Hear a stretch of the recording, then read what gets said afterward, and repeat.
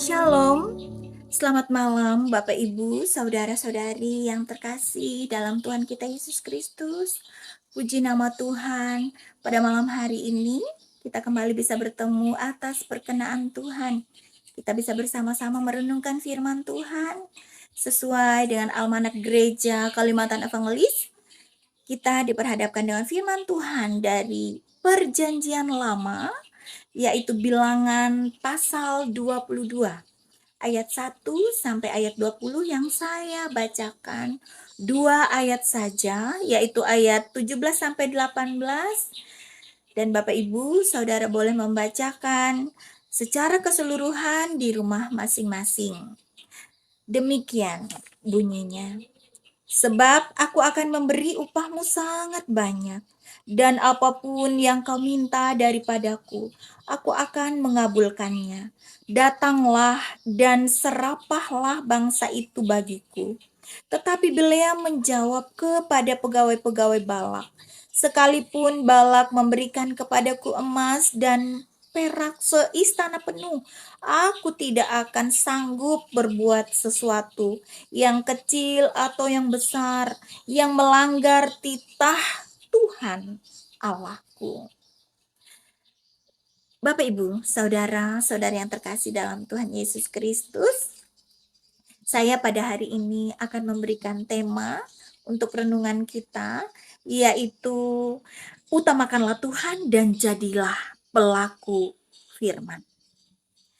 Bapak Ibu Saudara yang terkasih dalam Tuhan, hukum yang terutama yang diajarkan oleh Tuhan Yesus Kristus kepada kita, orang yang percaya, yaitu supaya kita bisa mengasihi Tuhan Allah kita dengan segenap hati, segenap jiwa, segenap akal budi, dan juga segenap kekuatan kita.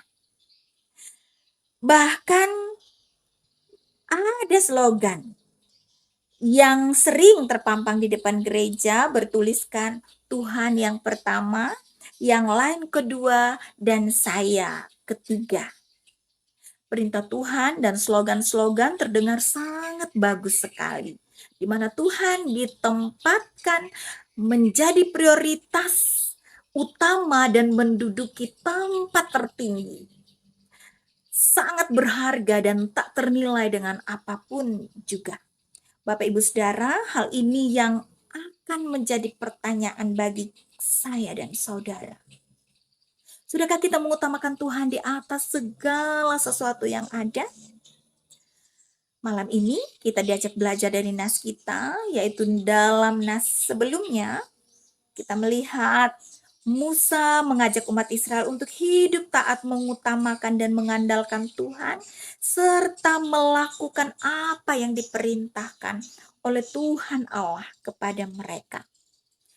Saudara, terbukti bangsa Israel telah menyaksikan kemahakuasaan Allah. Mereka telah beroleh kemenangan mengalahkan musuh-musuh mereka. Dalam nas di atas mereka telah mengalahkan bangsa Amori yang dipimpin oleh Raja Basan. Kemampuan perang bangsa Israel tentunya ketika mereka mengalahkan musuh bukan karena kekuatan mereka sendiri, tetapi semata mereka mengakui karena karunia dan juga perkenaan dari Allah.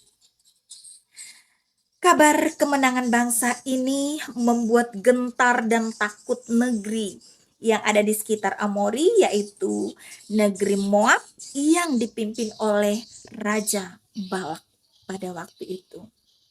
Dengan strateginya, Raja Balak mengutus tua-tua untuk menemui dan membujuk Bileam, yaitu seseorang yang terkenal mempunyai karunia dan kemampuan meramal serta tukang tenung pada waktu itu.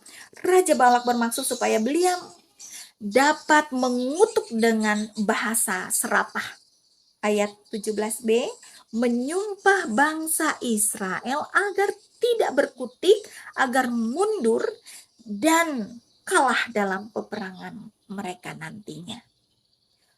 Untuk permohonan itu, Bileam terlebih dahulu meminta izin atau petunjuk kepada Tuhan dan menanyakan apakah boleh ia bertindak seperti yang diminta oleh Raja Balak itu. Saudara, justru jawaban dari Tuhan kepada Bileam adalah sebaliknya, supaya Bileam mengurungkan niatnya, tidak bekerja sama mengutuk umat pilihannya itu.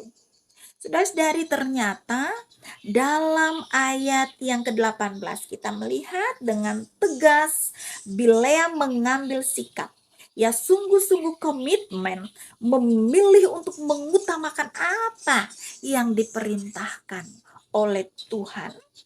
Walaupun Bileam sendiri telah diiming-imingkan harta kekayaan, uang melimpah sebagai imbalan bagi dia pada waktu itu. Bileam juga mengakui akan keterbatasannya sebagai manusia biasa yang mana ia mengatakan, aku tidak akan sanggup berbuat sesuatu yang kecil atau yang besar yang melanggar perintah Allah. Beliau menyadari, saudara, sepenuhnya bahwa ia sangat bergantung kehidupannya kepada keputusan dan kehendak Tuhan saja. Bapak Ibu Saudara yang terkasih, apa yang menjadi pembelajaran bagi kita saat ini? Yang pertama, apabila kita ingin memposisikan Tuhan menjadi yang utama di atas segala sesuatu dalam hidup kita, marilah lakukan semua perintah Tuhan dengan takut dan penuh ketulusan. Melakukan sesuatu untuk Tuhan bukan hanya untuk mencari dan mengharapkan berkat semata, tetapi karena kita ingin menyenangkan hati Tuhan. Dan juga saudara, yang kedua, percayalah ketika kita meletakkan atau mengutamakan Tuhan, pasti kita bisa menjadi pemenang, mengalahkan musuh-musuh kita, terutama kuasa-kuasa kegelapan, karena Allah menjadi pembela bagi setiap kita yang bergantung dan yang berharap kepadanya. Yang ketiga, beranilah untuk menolak dan berkata tidak atas bujukan dunia yang menyimpang dari kebenaran dan tidak berkenan di hadapan Allah. Yang terakhir, tetaplah ingat akan perkataan Allah seperti yang terdapat dalam ayat 20b, kemanapun kita pergi, haruslah melakukan apa yang difirmankan oleh Allah. Tuhan Yesus memberkati kita semua pada malam hari ini, saudara. Terima kasih sudah mendengarkan firman dan marilah kita bersatu di dalam doa. Kita berdoa. Terpuji Engkau Tuhan. Terima kasih karena pada malam hari ini kami boleh diperdengarkan dengan firman-Mu untuk mengingatkan kami bahwa kami wajib untuk mengutamakan Tuhan di atas segala sesuatu di dalam kehidupan ini. Memang berat Tuhan, kami tidak mampu karena kemanusiaan kami seringkali tergoda oleh keadaan duniawi dan iming-iming dunia yang seringkali ingin menjerat kehidupan kami. Namun pada saat ini Bapa, kami mohon Tuhan menolong kami, memampukan kami untuk selalu setia dengan penuh ketulusan melakukan perintah-Mu, kehendak-Mu di sepanjang umur kami. Terpujilah Engkau Tuhan. Terima kasih. Selalu Engkau yang menjadi utama dan yang terutama dalam kehidupan kami.